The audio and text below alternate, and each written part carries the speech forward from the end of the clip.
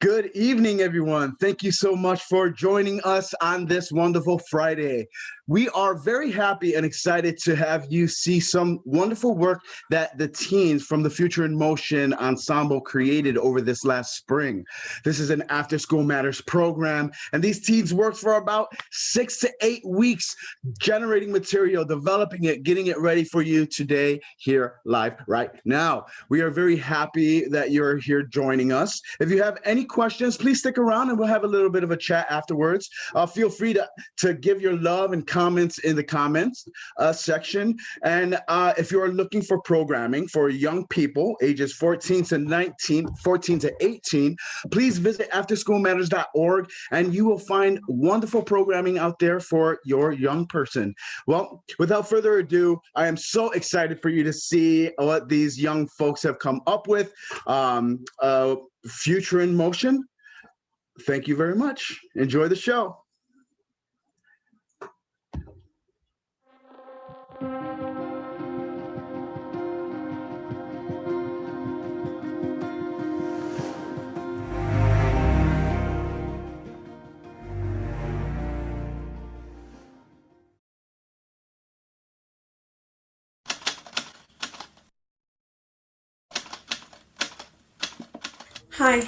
Hi. Hello everyone. To my audience right here, my name is Kathleen Gale, and welcome to my art show.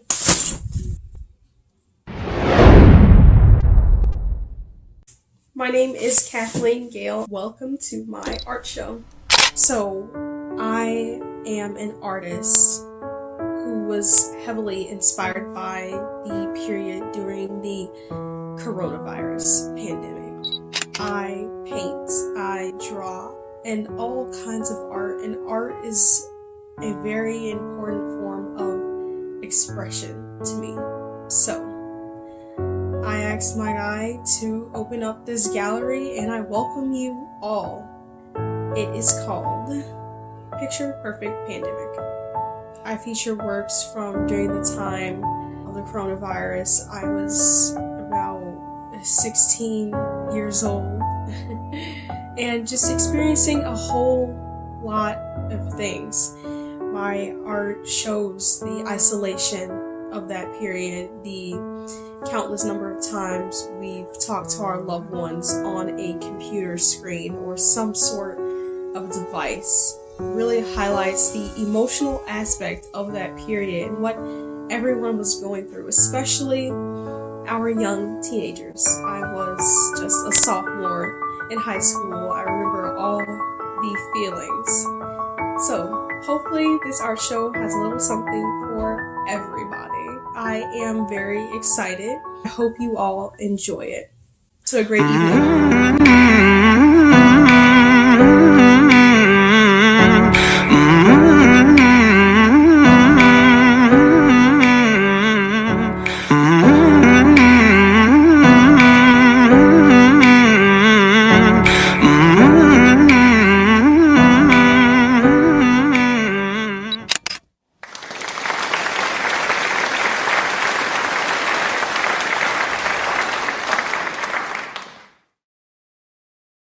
Escape Reality by Escape Reality by Escape Reality by Escape.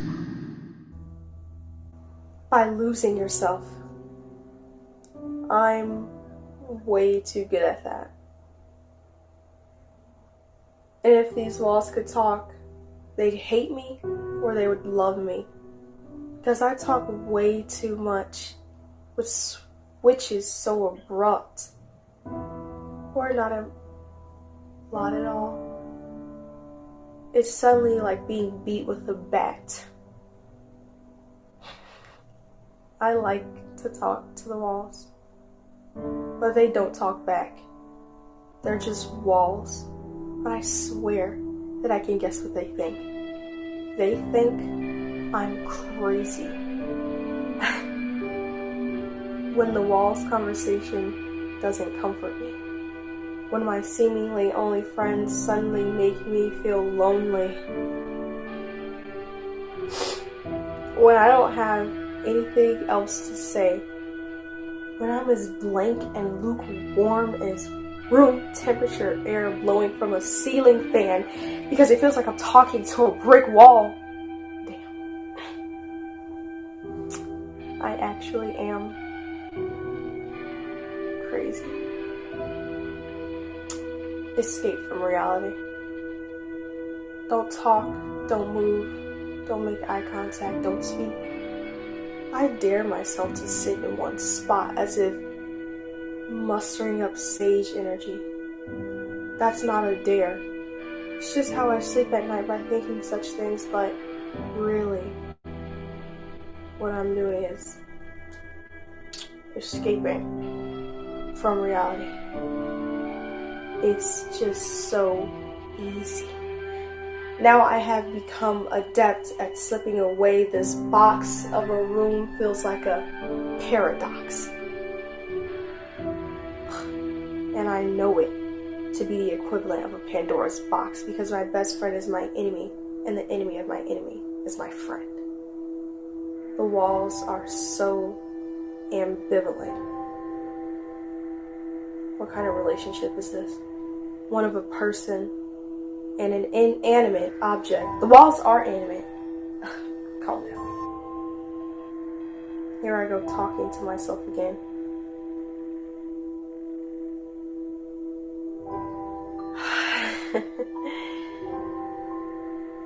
And the walls are listening, arguing, probably. I try to rationalize it, but I can't do it. So to whoever's listening, anybody, answer me this. If the walls don't have a face, how can they stare at me like that? I just gotta escape. But how? I sit still. I don't look at anything, but I see through it. I'm sad. I'm crazy. And I'm a fool. If I don't like the suspicious walls judging me, I'll just go somewhere those demented walls can't look at me. I'll imagine a whole different place, still inside these walls, this box. But even still, I'll escape.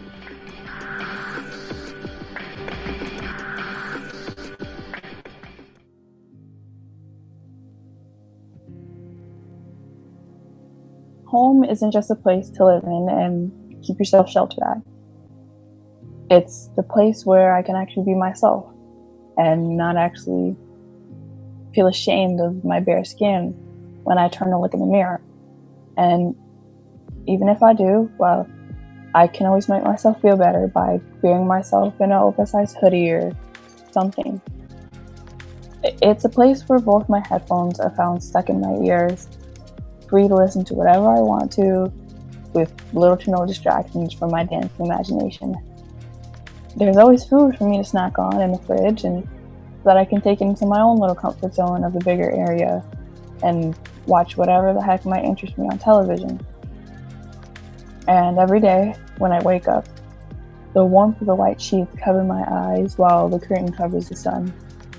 And I turn on my side to hear the radio before getting up. And then I open the curtains for the morning sun to come in, and my day blankly continues from there. I don't bother to pay attention to any other details, but it does get awfully boring.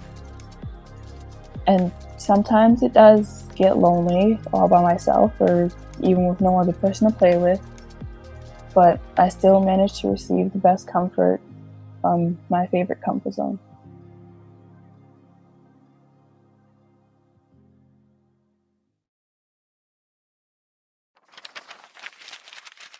Reading opens up new worlds, new possibilities, and new emotions. Reading provides an escape from reality. I can feel love and hate within one page. Living different lives, meeting new people is one of my favorite parts. I can read the fire that lives inside a character. I can feel their fierceness and determination, and I can relive their life with each word I read. I can read of the love and loss and feel the pain of each character. Reading for me is like going out of a big place, because I don't have to worry about no unexpected situations. Everything in a book is already mapped out for me. One minute, we're out hanging with friends, having the time of our lives, living like nothing else matters, only to come home and hear about teenagers being shot and killed. Not a smack in the face none of us expected. I know it's not healthy, but I look for ways to escape this reality. Reading provides that safe haven, and if you can't find me, that's because I'm buried under the pages of a better reality. March 13th, 2:30 p.m. Lights up on Olivia in her bedroom, her phone in her hand. Olivia is a high school senior during 2020, and she and her friend Lindsay have just been told that they can't go back to school for 2 weeks because of COVID-19. Olivia and Lindsay are calling each other about the news. Hey Lindsay, how's it going? Pretty good. This whole quarantine thing is so fun. Yeah, I know. No school for 2 whole weeks? Sounds like a dream to me. Yeah, COVID isn't that bad. We'll be back to school in no time. Honestly, I wouldn't mind if we don't have another week or two of school. I was really falling behind in my math class, so maybe I can catch up. How are we even supposed to go to school? They made us bring all of our stuff home, but I'm still kind of confused. I think they said something about Zoom, which I think is like FaceTime, but like fancier or something. We have to log into Zoom and take our classes, I think. Sounds simple enough. See you on Zoom. See you later. March 14th, 3 o'clock p.m. Lights up on Olivia in her bedroom, her phone in her hand, extremely upset. Olivia is calling her friend Lindsay upon hearing the news that Breonna Taylor was shot and killed by police. Did you hear what happened? What? What's going on? Check your phone.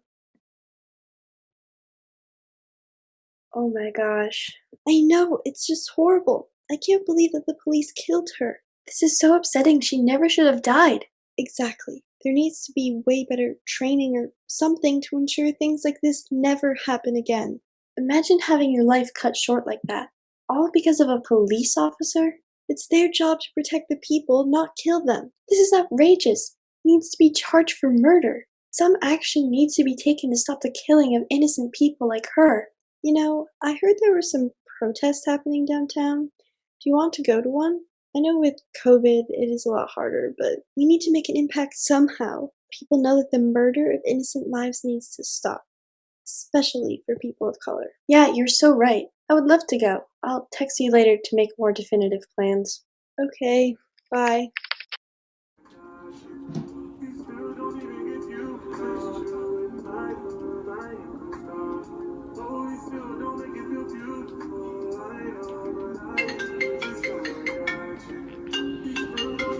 Hello? Hey, What you doing, girl? nothing in the house. Oh, that's good. What you doing? Nothing, I'm just on the computer. But I just came across this thing called The Fright of Your Life. You want to hear it? Yeah. Okay. It says, fear is a sense of fright, something that makes you overthink at night.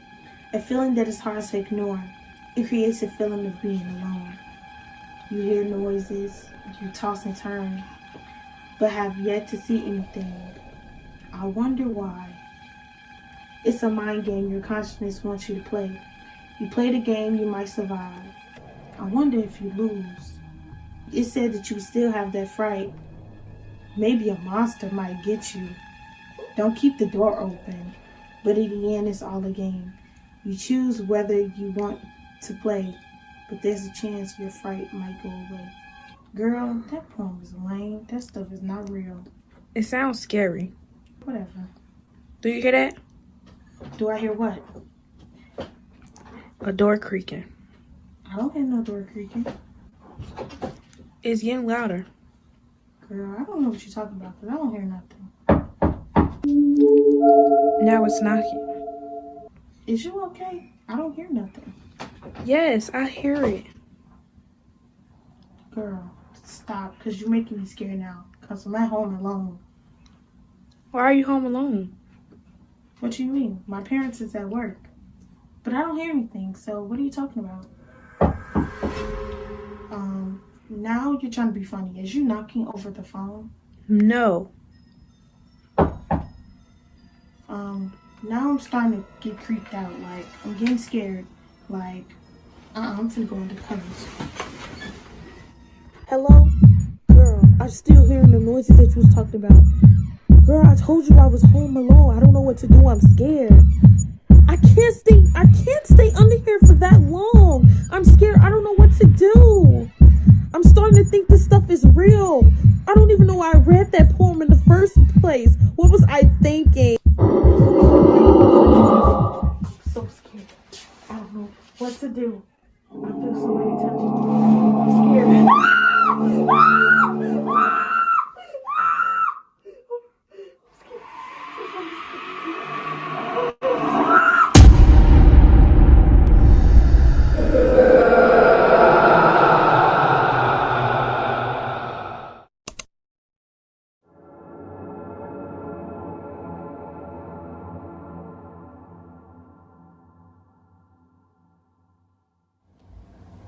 When I look at you, I want to tell you how much I hate you.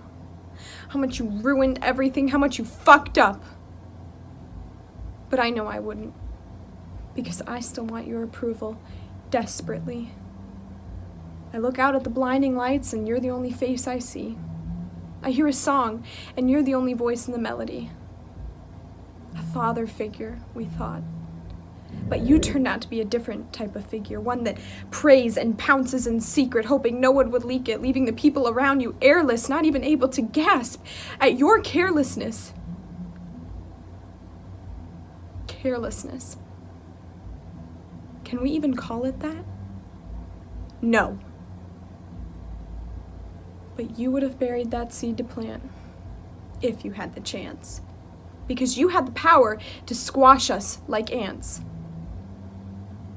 Making slight remarks, giving me a slant on certain people. I didn't used to think of you as evil. Little did I know it was all part of your plan. To be a big man, king of your castle, general to your army of exceptional ensembles. Feeding us compartmentalized lies. I still yearn for certain ones. I still want you to tell me that I have even a speck of talent. I want you to see me on stage and tell me that I made you proud. I want to hear you in the audience cheer excited and loud. I wanted to be a part of your legacy. But now your legacy is a hole in the hallway that I keep slipping into, tripping and grabbing the green lockers. I feel like I need blockers. So I can be a horse that doesn't see the doors that mark the memories. 180. 3 numbers I'll never forget. When you told me you liked my dress, I sink into myself because now there's a filter on that playing in my mind, like a film from the old times, and we say, ugh, that's weird. But I don't want my mind cleared. I need to remember so I know what to look out for. You're like a canker sore. Always there, always pain. I see you everywhere, on the train. I hear your name. I see you on my TV screen. I'll have to admit, that was a bit of a shock. I felt like robbers got my door unlocked. Just when I thought I was purged of you, you had to pop up to remind me you'll never really leave. And I have to move with that and not retreat. I feel embarrassed. Right until the news hit, I thought it was bullshit. It has to be a misunderstanding. It has to. It wasn't. Now I could stand here and mention all that you broke, while I feel myself choke on a lump in my throat as I hold back tears, not sad tears either, angry tears. I need a breather. I'd rather just think about the bonds that formed, the bonds that never conformed, the bonds that grew stronger, the bonds that will last longer, the bonds that I am grateful for, the bonds that remind me not to be hateful anymore. Even when sometimes I still search for your eyes in the crowd telling me that you're proud.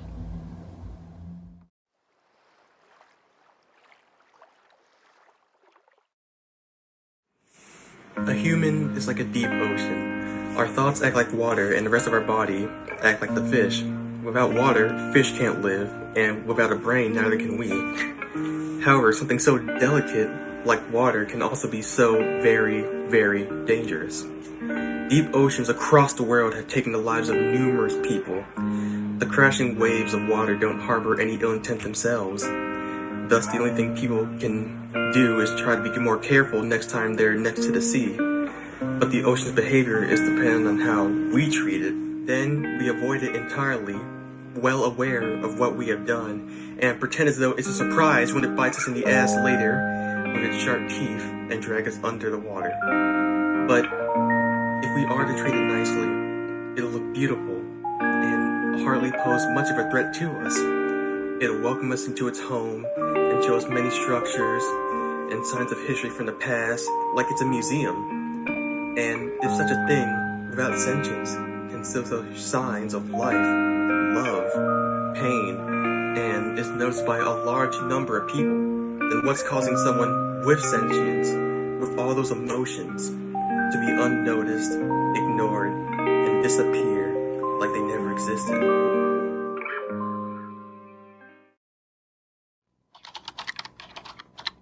Like clockwork, I see her face at exactly 8:30 every morning. After my night of rest, my time to recharge, I am opened. Whirring to life, I pull up documents and Zoom links, homework assignments and spreadsheets. She sits in her purple chair, a blanket wrapped around her waist. All alone in complete isolation, she no longer has any real connections. All of them are through me, her technology. I watch her as she experiences her 8th grade year through her computer. These years of her life stolen from her by a raging virus. I am there for her through her boredom and sadness, through her countless FaceTime calls. The only way she can talk to those she loves most. I am a necessity now. I help her not completely miss out. Through everything, it is just her and her technology. What's the point of living when all of our endings are the same? Our first and last day is something we have in common with everyone. That's what makes each individual's way of living so different. Some of us sit here and wait for our day to come to leave the earth, but it's about how you live it. It's the little things. Living is putting your songs on blast in the car on full volume. Living is crying to movies more than one time.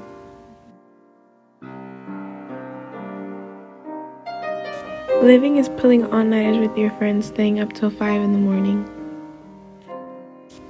Living is obsessing over babies who you think are the cutest things in the world. Living is almost falling into the lake trying to clean your feet from all the sand from the beach. Living is admiring the city you've lived in all your life and never taking time out of your day to notice it. Living is falling asleep on long car rides. Living is celebrating birthdays. Living is using a whole bottle of silly string on one person.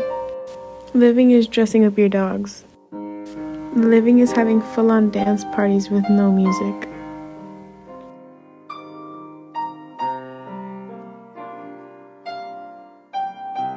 Living is sucking all the helium out of your balloon just to see your voice change. Living is embarrassing yourself in front of your entire class. It's renting out a whole movie theater. It's go-kart racing and dropping your phone. It's shopping with no money and going to the park even though you're a grown kid. Living is decorating the Christmas tree. Living is knowing the entire rap verse to Slim Shady. It's the smell of fireworks and long walks on the beach. Living is putting an incredibly fake wig on and liking how it looks. It's laughing until your stomach hurts. Living is putting songs on full volume. It's taking an infinite amount of pictures of your dogs. Living is making memories with your friends and family. Are you really living, or are you waiting for your time to pass? You'd never think the beginning of a story would start off with a beginning sacrifice. But the sacrifice went wrong and you lied. No, hear me out. I thought it was gonna work. I promise I thought it would. But the sacrifice went wrong and you lied. And you never think the beginning of a story would start off with a beginning sacrifice.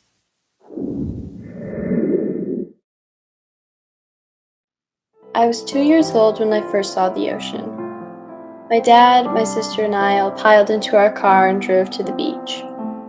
We both wore blue bathing suits with little white flowers all over them. We had sunglasses on too. Yours were always pink and mine were always purple. I remember that. Dad covered us from head to toe in sunscreen, trying his best to protect us from the harsh rays of the sun. We ran as fast as our little legs could move and threw all of our buckets and towels in the sand. I was excited to be at the beach, but there was something in particular that drew me in. Those deep blue depths always caught my attention because of the uncertainty of it all. It's unknown. You never fully know what mysterious creatures lurk in the darkness and the gloom. Whales, dolphins, fish, plankton, sharks, and even creatures we can't truly see. I always found beauty in the sun reflecting off of those turquoise waves. Some days, the ocean is turbulent and choppy, the wind whipping it into a churning froth. Other days, like today, it is crystal clear and smooth. I can still remember the smell of brine mixed with sunscreen, sweat, and sand. To this day, those smells remind me of that summer. Even at 2 years old, I felt emboldened and daring. Those cerulean waters enticed me, drew me in. It pulled me forward as you and I darted into the ocean, our arms waving around, our legs treading the water. The shells embedded in the sand cut at my feet, but I didn't care. It was just the ocean and me partnered in some sort of wild dance. It spun me around and around with the force of its current. You and I laughed and splashed for hours, the sun beating down on our sunscreened faces, our smiles never ending. I will never forget that day at the beach, the day I met the ocean.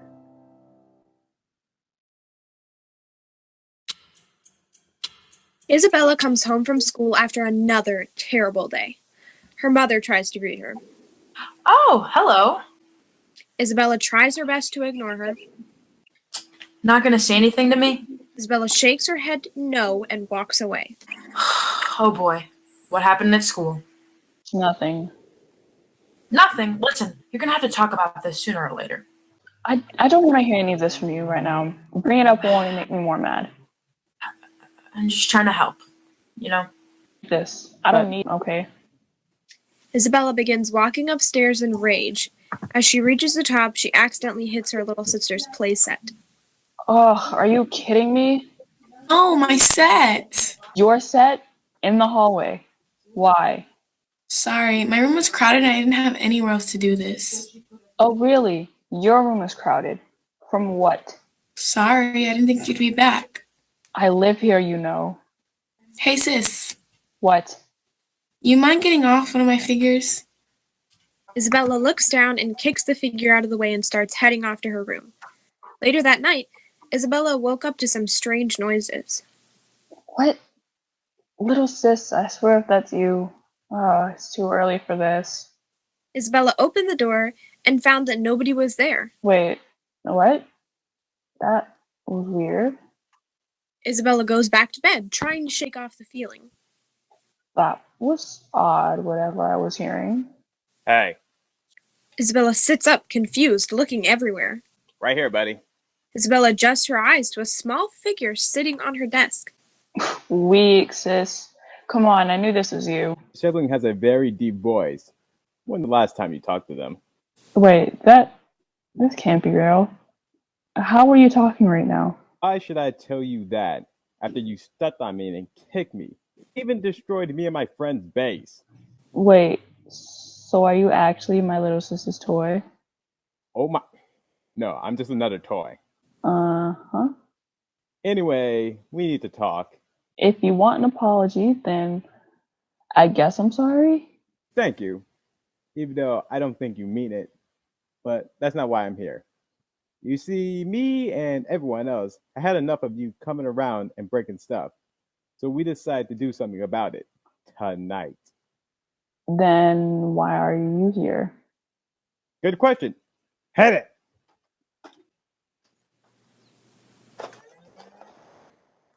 At the other side of the room, a machine begins to power up and shoots a beam of energy at Isabella. Scene 2. Isabella opens her eyes and notices something is wrong. Ow, my head. What happened? Oh, good. You're awake. If I'm being honest, I didn't think you'd wake up. Wait, how are you on my bed? And how did you get so big? Maybe if you turn your head a bit. Isabella finds it hard to turn her head, but gets the hang of it. Soon she discovers she is not in her body. Wait, what the? Calm down and let me explain. Calm down. Calm down. I just got shrunk down to your size and my body is all plastic now. Well, when you put it like that, it doesn't sound bad. Turn me back. Can't. What do you mean you can't? The machine may or may not have overheated. So I'm stuck like this forever? Oh, our best builders and engineers are working on it. So you'll be back to normal in the morning. Why did you even do this in the first place? Well, one, to see the look on your face, it was funny how shocked you were. But then realized you only have one facial expression. So that backfired. Second, we're going to recover what you lost. What I lost? What are you talking about? Happiness. Are you kidding me? Look, before you say you're not feeling that way, but we toys were made to make kids happy. And we can tell when something is wrong. We are the things that bring joy to everyone. Till board games and video games started beating us at that. So, do I even have a choice? Nope, let's go. Go where? To the movies. So, what? How are we getting there? It'll take us to, like, morning. No, it should just take us a second. We're going downstairs. Follow me. Toy 1 proceeds to walk off the bed to the staircase. Isabella follows. As they are walking, Isabella notices other toys in the area by the machine that turned her into a toy. When they reach the bottom, Toy 1 signals to one of the other toys, and a toy car comes racing to them. Is it ready? Yes, sir. Good. We're off. They enter the car and proceed to drive out of her room and off towards the edge of the stairwell. Hey, you gonna stop? Relax and watch. Isabella braces for impact on a long fall, but then soon realizes they are driving on a track down the stairs. Where did all this come from? Some for the attic, some for the garage. Heads up, we are arriving at our destination. Toy 1 pulls up to the building and they make their way inside. Have a seat, then the show will begin. What's this show about? You'll see. The lights dim, revealing a stage, and other toys are acting on it. But as they continue acting, Isabella can't help but feel like she has seen this before. Wait, is this? Yes, this is the party you had 6 months ago. Why show this moment? Keep watching, you might remember. As the scene continues, Isabella notices an old figure and a younger version of herself having fun with the others. Look familiar? Yeah, Grandpa. The moment he came in, you were very happy to see him. Happier to see him than your other siblings and family. Well, yeah, we always hung out together. We practically did everything together, too. The scene on the stage begins to change suddenly, as it shows Isabella and Grandpa on a chair coughing. Later, him being sent to the hospital. You were at school when it was happening, and your parents got the call. Yeah, I know. They knew for the longest and didn't even bother to tell me what was happening to him. They had a good reason on doing it. Good reason? Oh, please. Tell me what was the good reason for it. Your grandfather was doing bad at first, but then he was starting to get better. The reason they didn't tell you was so they don't give you hope. Won't give me hope. What does that mean? One night, I was listening on your parents. They said that his results were neither good or bad. He was responding to treatment well, but his age and strength, he was not going to keep it up for long. So there was no way to say if he was going to make it or not. But why are you showing me this? The first stage was mental recovery. Now, we go to the next stage. Which is? Simple. Having fun. Scene 3. Toy 1 takes Isabella to the basement after they have finished watching the play. Why are we coming down here? Something we set up when you fell asleep. Around the corner, they see a miniature toy carnival. What? God, where is all this stuff coming from? That box over there. Toy 1 points to a box. Isabella walks up to the box and looks inside. As she's looking inside, she notices that there are pictures of her and her grandfather in there, as well as many other items he had kept on the trips they had been on together. So this is from him as well, huh? Yes. This was one of the sets he wanted to assemble with you before he got sick. Your parents wanted to give you it at the right time, but I think now is a good time to show you. They enter on a table and look around at all the objects that have been lost. So, which ride do you want to get on first? Wait, I can ride these? Yep. Want to go on the racetrack? You have cars? Yes. And I can ride them? Yes, and racing others. Toy 1 and Isabella get to the racetrack where other toys are waiting for them. Are you ready? Yes. Toy 1 signals to the tower to begin the race, and the lights begin to glow red, then turns to yellow, and at that point all these cars start their engines. Then as the light turns green, they're off. Isabella follows the track as it leads outside to the bright moon and back inside to her basement where small lights are making their way to the final lap. After the race is done, Isabella plays other games like Jenga, bowling, tic-tac-toe, rig toss, and many more. As they finish all the games, Toy 1 looks at the time and tells everyone to wrap it up. Seems our time's up, and so is yours. Really? But I'm having so much fun right now, though. Everything you need for fun is right around you. You have your family and your friends. And you have us by your side. But in your sister's room, that is. One has never left you, Isabella. Just trapped and need to be set free. Don't let one thing drown it forever. Thank you for everything. That's my job. Isabella and Toy 1 drive back upstairs to her room where all the other toys begin to clean everything up and return to their place. As they get to her room, the machine is ready to start again. You ready? Yeah. Hit it! Yes, sir! The machine powers and a beam of energy turns Isabella back into a human. I'm back. Yes, you are. I'll be honest, sir, I thought you were going to break apart. Wait, what? Nothing. They said nothing. Toy 2, never say that again. The toys in Isabella's room begin to move the machine out, as well as the rest of them. As the toys were beginning to leave, Isabella stops Toy 1. Wait. Toy 1 stops and turns around. What can I do to repay you? Seeing everyone smiling is all the payment I need. And remember, your happiness will always be with you. Toy 1 shuts off the light and begins to walk out of the room with the rest of the toys, while Isabella silently and happily goes to sleep. The end.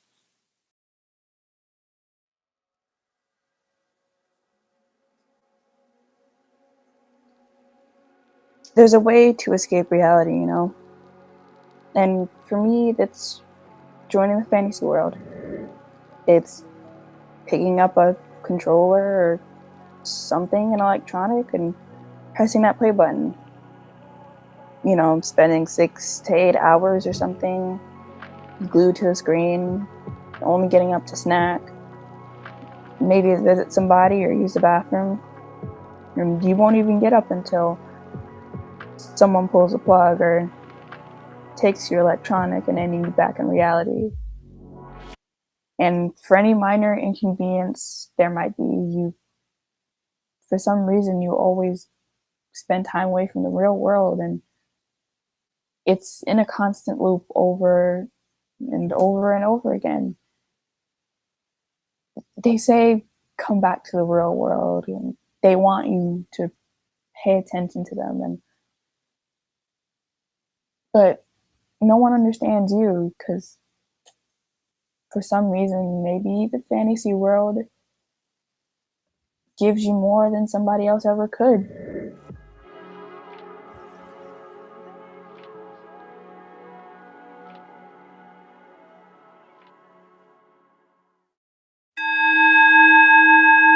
Blown up, just like a balloon.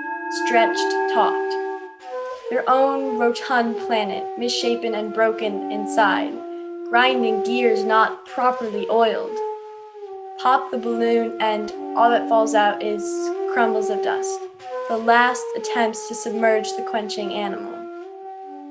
Tear-streaked faces raised high up to the great pale blue, waiting for the watery relief to split apart the sky.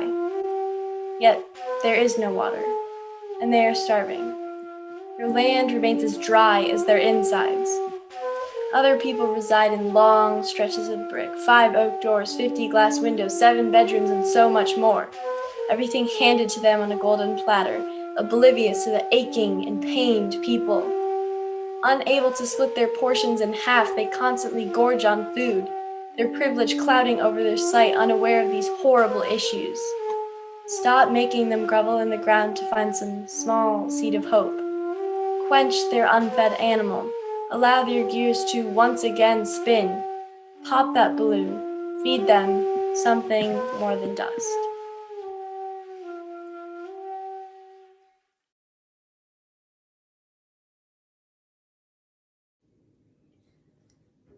Babe, what emotion do you feel when you look at me? Seriously, answer. I'm not kidding. I'm not. No, for real. Tell me.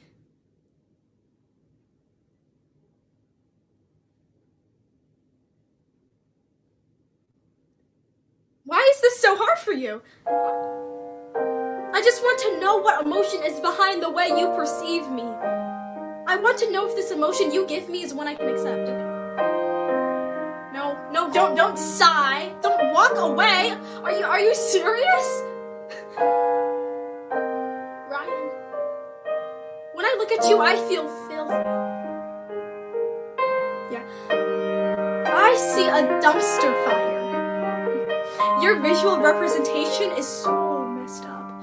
If I could give you a color, it'd be shit green. Shit green. What, is the appearance of my anger startling you? I bet you never thought you'd see this emotion on me, did you? God, I am so tired of this.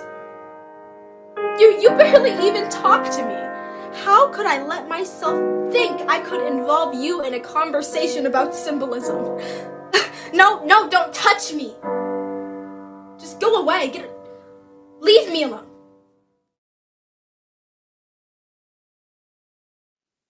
There once was a rich man. This man had a lot of money, he had a lot of power, and he was very, very rich. He was also rude and selfish. He didn't care about who he hurt, what he did, as long as he got his paycheck. On the other side, there was a sweet man, a man who lived in a village. This man cared about everyone. He cared about everybody in the village. He cared about their opinion, and he would never do one single action without asking them for what they wanted. This man was very selfless.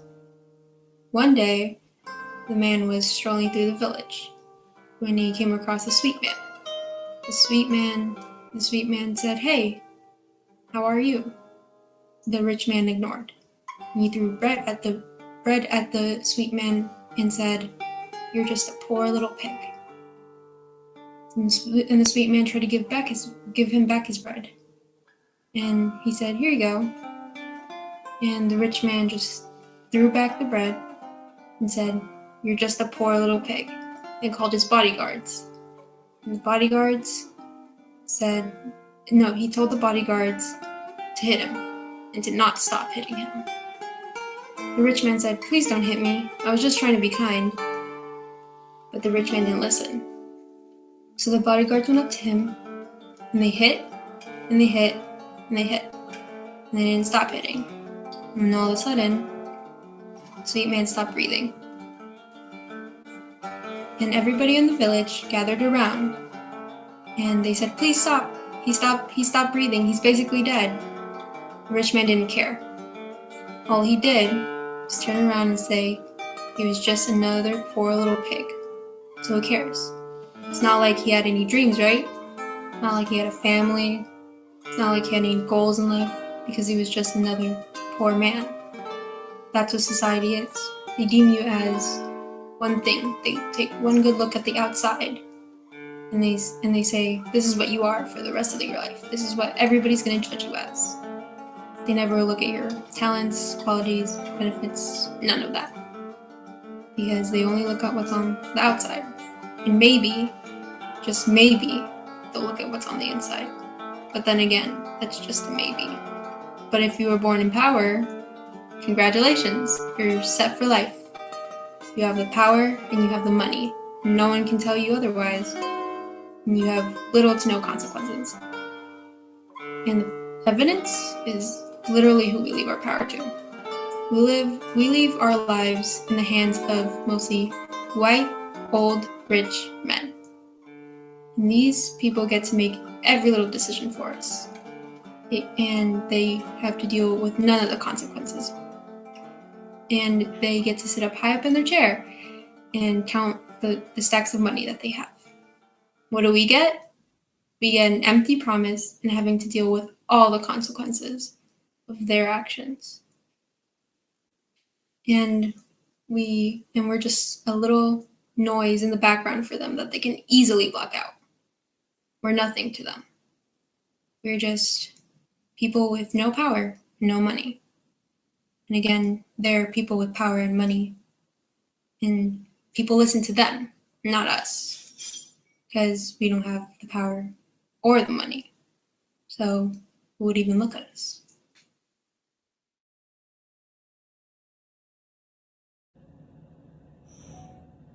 The dream begins to change by the overclouding of thoughts, not knowing what's wrong, emotions flowing, the dark clouds overflow, the body becomes down. Even trying to be happy can't overshine it, but is the problem me, I say, as I sit in my cloud of thoughts, of hopes, of finding a way out. Men. They have walked all over us for centuries, like stepping stones on a never-ending trail, taking advantage of our fear and stripping us to skin and bone, like we're nothing but their prey. They have this huge advantage over us, yet the only difference between us is, well, hormones in anatomy, if you want to count that, but that doesn't mean a thing. We may have the right to vote, but that doesn't mean a thing. There's so much left to go. We must keep marching. Women make 77 cents for every man's dollar. And society has made it acceptable for them to holler. It's easier for them to become a scholar because they are men. But that doesn't mean a thing.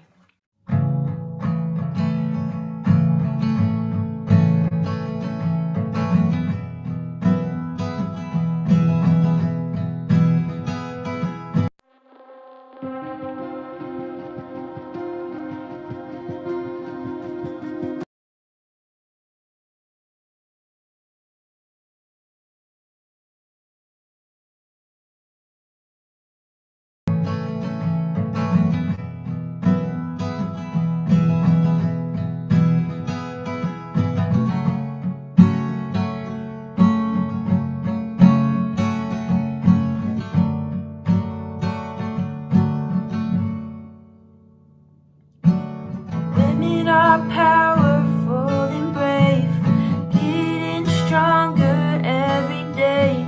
I wish that I could find a way to get it in their brains.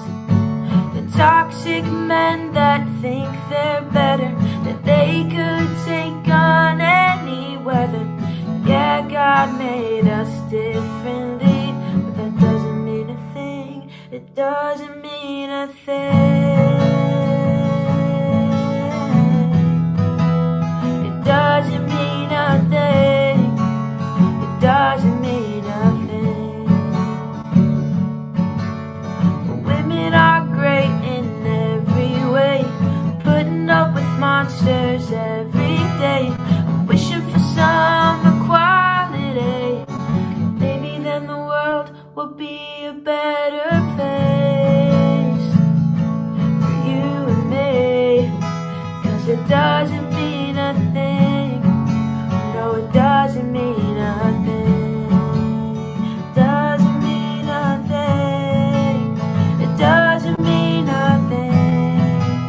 It shouldn't mean a thing for you and me. It doesn't mean a thing.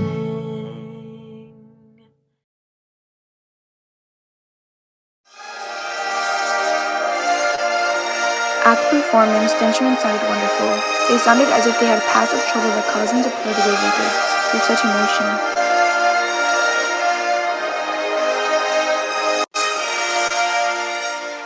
When the show started, a girl came out with a beautiful white dress, curly long brown hair. She was gorgeous. She sang so freely with such passion like nothing else mattered in the world. Her voice resounded in the theater. The way she sang her lines, she seemed open and carefree, almost as if they were engraved in her heart.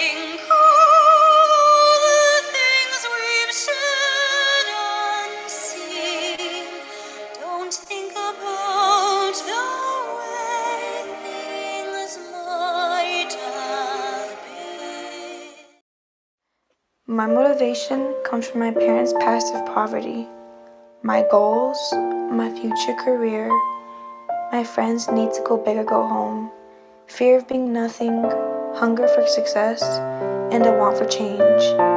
My motivation is what makes me get out of bed. It gives me a reason to deal with my stressful days instead of sleeping my life away. My motivation gives me strength and purpose to be or do anything. Motivation gives me power to overcome any obstacle in my way.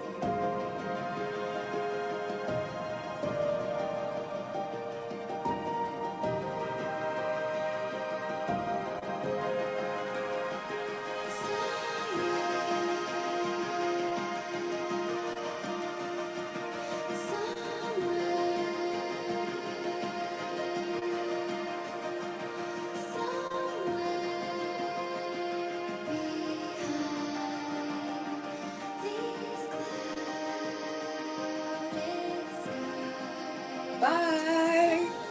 See ya. Bye. Bye. Bye. See you later. Bye. Bye.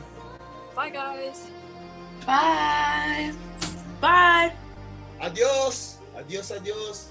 Bye.